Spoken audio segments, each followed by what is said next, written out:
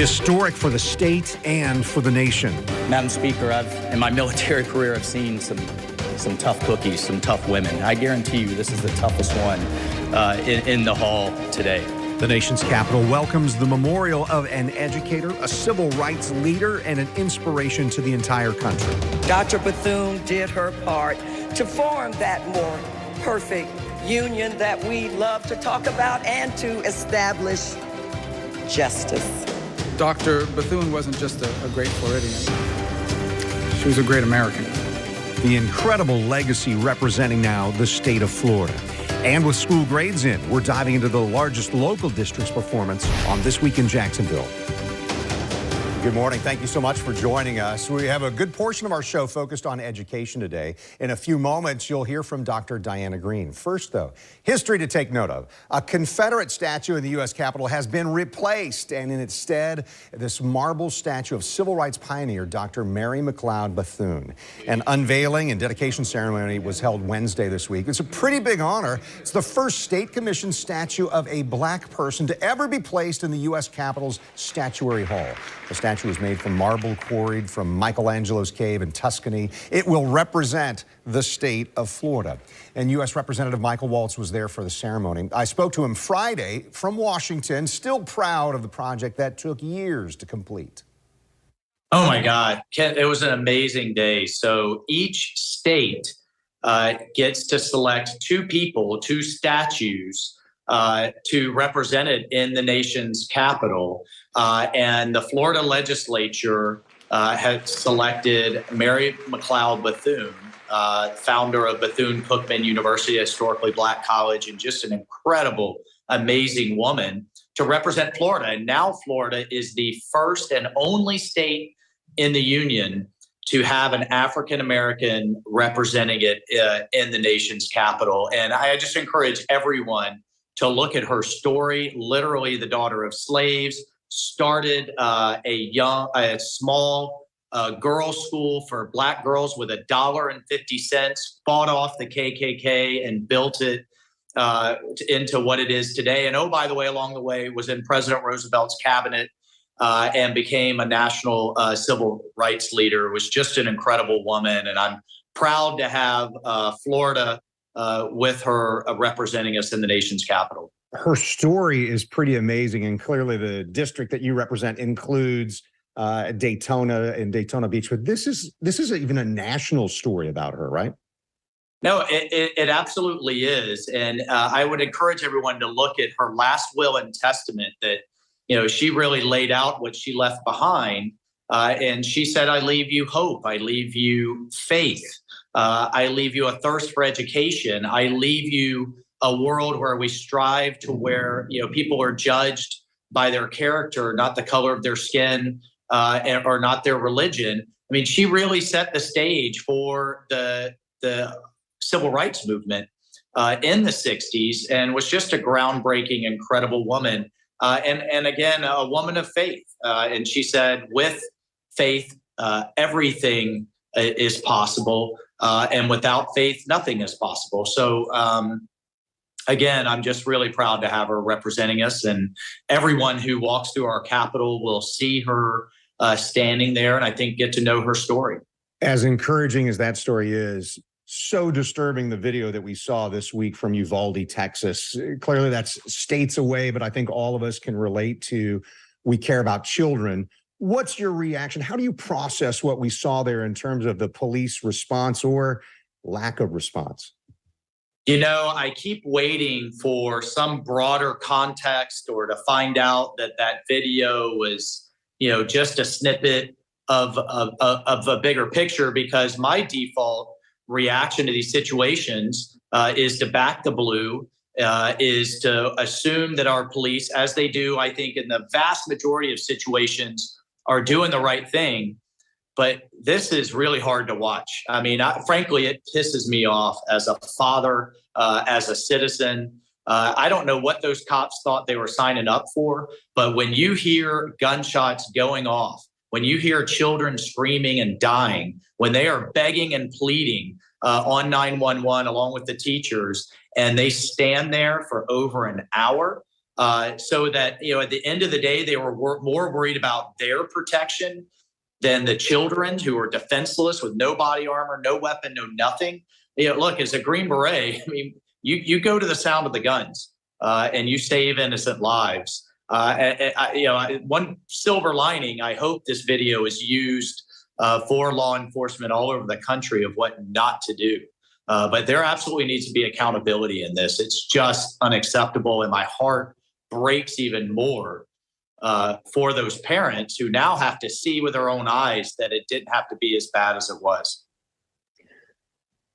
We saw several family members of those killed in that school shooting join gun control activists in Washington, D.C. this week. We saw a group called March 4th. They marched near the Capitol building there, hoping that lawmakers would hear their cries, their chants. And the group saying that they believe even more needs to be done to protect people from gun violence. So, Congressman, what else, in your view, should be done to try and protect children from instances like we saw in Uvalde? Well, there were things I would have supported in the most recent bill in terms of hardening our schools, in terms of mental health. I think we have to enforce the background check systems that we already have. I think we just saw in Illinois with the 4th of July shooting in Highland Park that with some of the most restrictive gun laws in the nation, that it didn't keep it out of the hands of someone who was that disturbed. And I think most of all, we're seeing, whether it was in that shooting, whether it was in Parkland down in Florida, Uvalde, all the signs were there. I mean, there were so many red flags, so to speak, that were being waved in terms of the police coming to their house, threats to kill their own family, things they were posting online. And how do we get, from a counterterrorism standpoint, we often see all of these indicators and take action. Why are we in a place where our law enforcement can't take action to stop this beforehand? I think those are all things we have to work on. Final minute this week, the Bureau of Labor and Statistics came out 9.1% inflation year over year in the month of June. What's Congress doing to try and help people get through this? Well, I don't think Congress is frankly doing the right things. What the Democrats are talking about right now is spending even more money and making another run at Build Back Better. Look, there are two main things, Kent, that are driving this inflation so high, that are hitting families so hard. One is the cost of energy, of oil and gas, because everything has to be transported. And right now we have the president with his hat in hand begging the Saudis to pump more, talking to the Iranians and Venezuelans and other dictatorships rather than unleashing American energy. Just a few years ago, we were energy independent and exporting to those countries with record lows. And then the other piece is just the almost unimaginable amount of money that the federal government is printing and pushing into the system on top of the Federal Reserve, which is very belatedly trying to pull that back. So this is just bad governance at its worst. It doesn't have to be this way. We're turning to local education news when we come back. Dr. Diana Greene on school grades and effort to raise money and solutions to the challenges. The Duval County Superintendent, she's next on This Week in Jacksonville.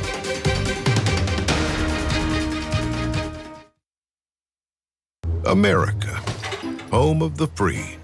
Free is our favorite word. 2 treadmills. Like buy one, get one free. We get it. We're not doing this. I'm just saying, You're gonna taxi? It's the best decision of my life. That's why at Morgan & Morgan, our fee is free. That means you don't pay anything unless we win your case. Injured? Call Morgan & Morgan. Yeah. Let's go! ForThePeople.com. Fur, you won't faze me. Unlike Zyrtec, Allegra won't make me drowsy. Allegra starts working 2 times faster than Claritin. So take Allegra before allergy symptoms take over you. And for kids, try allergist-recommended non-drowsy children's Allegra. Pesky leaks? Gorilla Waterproof Patch and Seal Spray seals out water, air, and moisture. Stops and prevents leaks indoors, outdoors, and virtually anywhere you need for the toughest jobs on planet Earth. Perseverance, dedication, and long hours. That is what it takes to succeed on the field and when building a city. Reggie and the rest of the Gaffneys learned this lesson from their parents, and they carried it with them onto the fields at FAMU, the University of Florida, the NFL, and into the Jacksonville City Council. Reggie Gaffney will put in the work again as your state senator. No one will work harder for Jacksonville than Team Gaffney. Vote Reggie Gaffney for Florida Senate District 5. My name is Reggie Gaffney, and I approve this message. We know right now is a really tough time. And the last thing you want to do is costly repairs to a house. Hi, I'm Greg with JWB Homebuyers. And I'm Pablo. With one call, you never have to do repairs to your unwanted property again. We'll buy anything from junkers and clunkers to empty lots and land. Even nicer homes that you just need to get out of fast. We buy them all with no commissions or repairs. So if you have a house or lot that you need to sell fast, give us just a few minutes on the phone today. Call 904-333-3333. If you spent time on base at Camp Lejeune prior to 1988 and developed any of these cancers or suffered any of these injuries, you may be eligible for significant financial compensation. Leaking underground tanks contaminated the drinking water with benzene and other highly carcinogenic chemicals. There have been numerous reported cases of exposed personnel developing cancer and other serious health conditions. Call Camp Lejeune victims to discuss your case now. 800-749-0789. The Morning Show on Channel 4 makes mornings happen. We stay local all morning long. Well, we are the local station. Because we get answers to questions you care about the most. Like tracking crazy weather that could mess up your day. Checking out those roadways to get you there on time. Our reporters stay live on the scene of breaking news until your family is safe. We're here to get your day started right. The Morning Show on Channel 4 makes mornings happen. You're watching This Week in Jacksonville with Kent Justice. A global pandemic, unprecedented national teacher absenteeism, and other challenges. Now, those couldn't stop Duval County Public Schools from making progress in the annual report cards given by the state of Florida. I sat down this week with Superintendent Dr. Greene, clearly proud of her staff and students. I'm very impressed with Duval County. We continue to move forward, even in the midst of issues such as COVID-19. I'm just so proud of our school-based administrators, our teachers, and our students made their way through those trials for the last 2.5 years and saw learning as the center of what we do. And our school grades are kind of an example of how you can still persevere through trials and tribulations and for the most part come out on top. And I feel like that's what's happened with our district. We still came out on top. We were short of that A, which is still going to be my vision. That's the goal, right? That's the goal, to get to a district rating of A. But for 35 schools to maintain an A from 2.5 years ago, from the 18-19, 17 to be even higher than the 18-19 scores, that's a testament to the people who are standing in front of our students and the people who are leading our schools, that, if we work together and we find resources to ensure that they have what they need in the classroom, our students will prosper academically. So in the last 2 years, every organization has talked about, well, we had to pivot. We had to do things differently. We had to adjust to what was happening during a pandemic. What have been the keys for your staff, the administration, all the way down through the teachers and every school staff member to make that happen for your students? I think the key was their ability to overcome their fear of COVID-19 and get back to the work that we do each and every day, which is provide a high-quality education for our students. And it was very hard. Last year was probably the most challenging school year of my 36-year career. And I've been through a lot in the last 36 years, but our teachers overcame the fear and came back into the building. Our principals and their administrative staff overcame the fear and came back in the building. Everyone from paraprofessionals, food service, bus drivers, they all overcame that fear and showed up to work each and every day. And even in the midst of vacancies, they still came to work and provided a high quality education. You do not get the results school by school that we received without some really quality education happening each and every day. And it doesn't still mean that we are like overcome our challenges, because we have many challenges we're still trying to overcome. But I felt like, you know, as that heavyweight boxer went through the toughest rounds, but they're still standing and they're ready to go another round. So one of the things I found impressive was these 3 schools that were under state monitoring. They were in danger of shifting to private management, but they all did what they needed to in order to remain part of the current form of Duval County Public Schools, right? Absolutely. George Washington Carver, Ramona Boulevard, and Susie Talbot Elementaries were all in a situation that they were in state turnaround, and to exit state turnaround, they had to make a C grade. And I'm just so proud of these 3 schools, because not only did they make a C grade, because you know there's a span. That was the minimum they needed. That's the minimum, but they made a very strong C grade. So we see a great foundation for future success. One of the things that is probably depending future success is staffing. We've seen, again, a wide variety of organizations in these last 2 years, because of workforce problems, tackle these issues. So now school districts, including Duval County, saying, hey, we've got a staffing issue. There's something coming up on the ballot that may address that. What are the solutions that you see ahead for Duval County in terms of hiring and retaining great people? It's definitely going to be a challenge. It's going to take a number of solutions and resources to, one, hire. The first issue is the colleges of education are not producing the number of educators as in the past. And so not as many people are even going into the career field of education. So the hiring part is difficult. You have to actually have people out there that have certification and the degrees to be able to apply for these positions. So we are putting in a number of resources for recruiting. We have our Grow Our Own program. So any of our employees that have a 2-year degree, we have a way of helping them get their last 2 years in education paid for and automatic job. We know that they're committed to this community because they already work in the school district. And our last cohort, we graduated 40 individuals.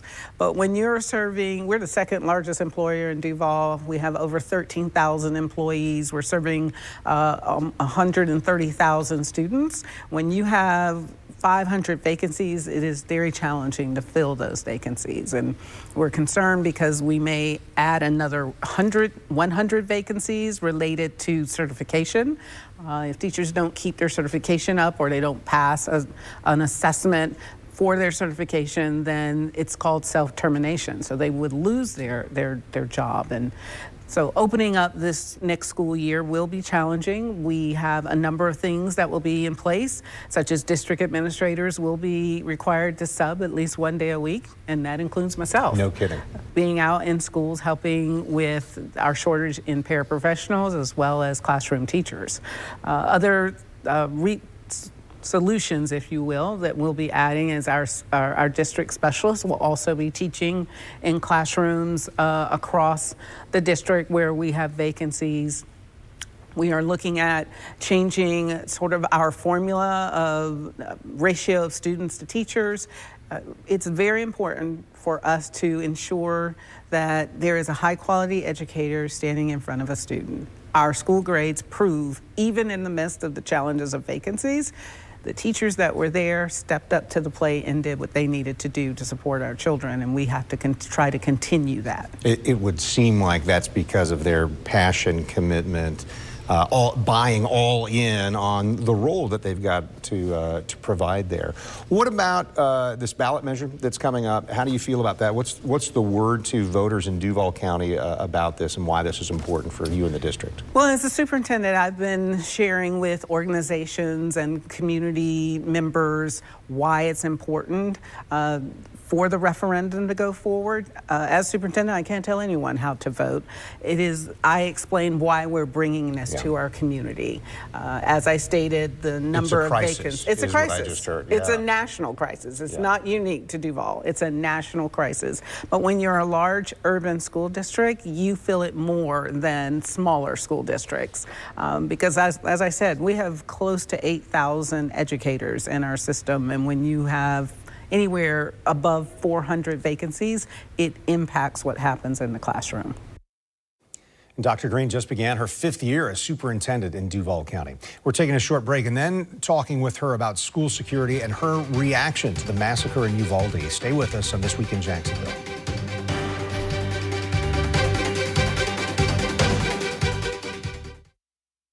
At Farah & Farah, we specialize in accidents involving commercial trucks. Don't let the insurance company play around with your future. Call us. You want it? Come get it now at Bears Furniture. Get up to 60% off store-wide with zero interest financing available. We have thousands of items in stock and ready for delivery at the guaranteed lowest prices. With more items arriving daily, what could be better? You want it. You need it? Come get it now. Where Bears. The Weather Authority, your hurricane experts. Keep your family safe. Download the Hurricane Tracker app today. Plan and prepare. Video blogs, breaking weather alerts, live streaming video from the local station. Brought to you by Publix. Important health announcement regarding Camp Lejeune. If you or someone you know spent time at Camp Lejeune, North Carolina prior to 1988 and developed any of these cancers or suffered any of these injuries, you may be eligible for significant financial compensation. Call Camp Lejeune victims to discuss your case now. Leaking underground tanks contaminated the drinking water with benzene and other highly carcinogenic chemicals, up to 280 times acceptable levels in some instances. There have been numerous reported cases of exposed personnel developing cancer and other serious health conditions. It is critical to take action and call Camp Lejeune victims now. If you or someone you know spent time at Camp Lejeune before 1988 and you developed any of these cancers or injuries, call to determine your eligibility for financial compensation now. If you don't win, you pay nothing. Call 800-820-8836. That's 800-820-8836. Marine 4 on News 4 Jax, Channel 4, the local station. The Jacksonville Jaguars are on the prowl. We're looking for the best place to watch the Jags games this fall. It's time to vote for Jack's Best. Just go to newsforjax.com/JacksBest to make your voice heard. Jack's Best presented by Visit Jacksonville, where you're the local expert.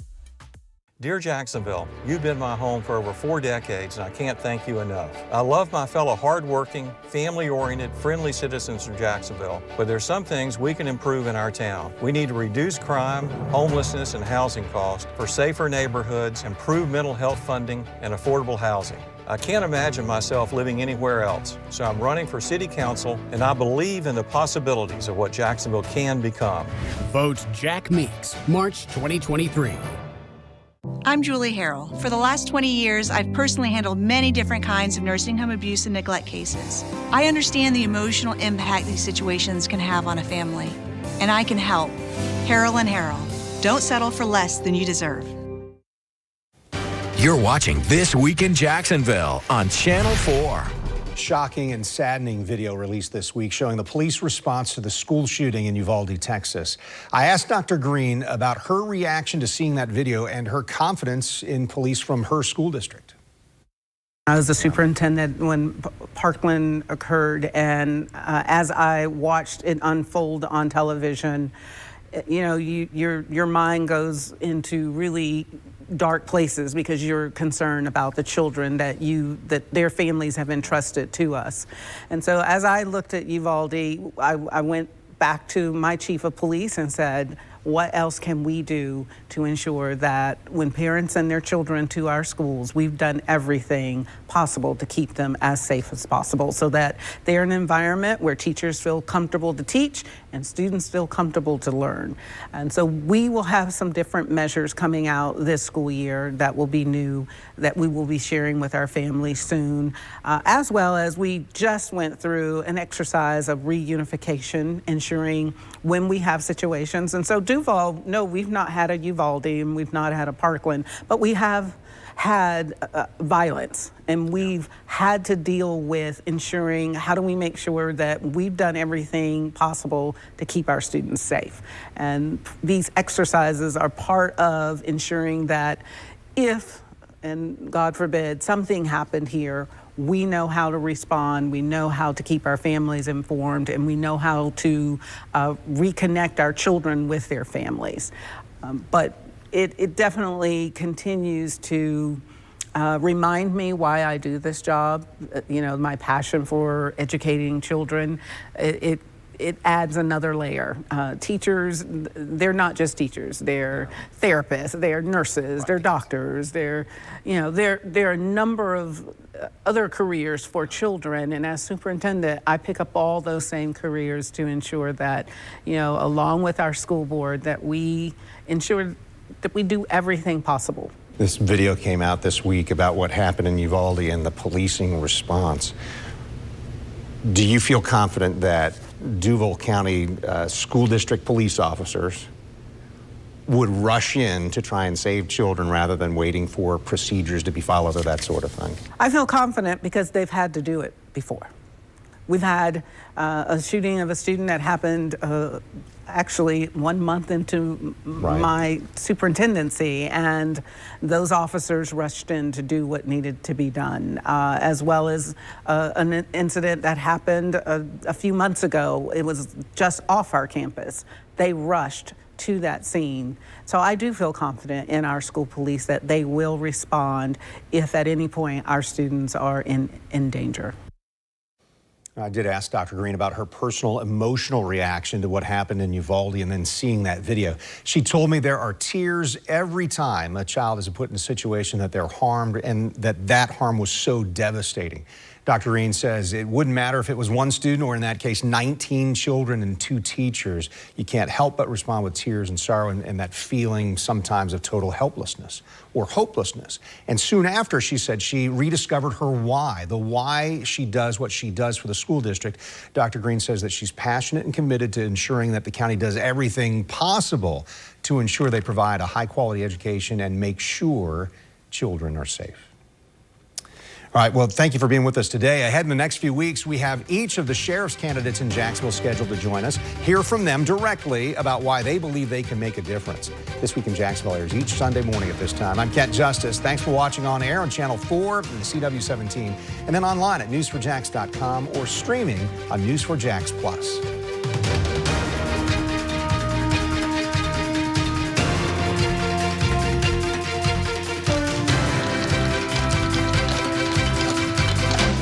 See why every day more people are choosing News4Jax, Northeast Florida and South Georgia's #1 source for local news.